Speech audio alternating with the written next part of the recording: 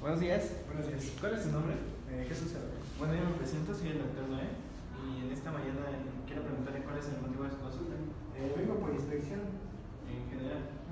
Bueno, vamos a realizar un procedimiento que es la auscultación. Pero primero no sé si me permitiría checar su frecuencia cardíaca. Sí, claro, ¿cómo lo va a hacer? Pues voy a checar primeramente su pulso durante un minuto para ver si se encuentra entre los parámetros normales. Ok. ¿Lo permite? Sí.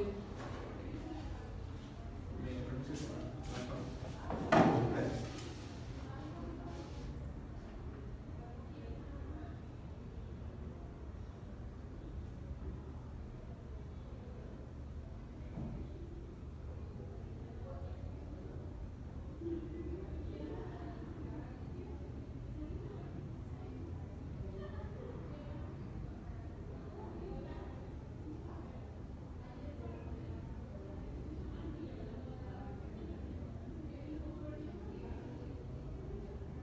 Ok.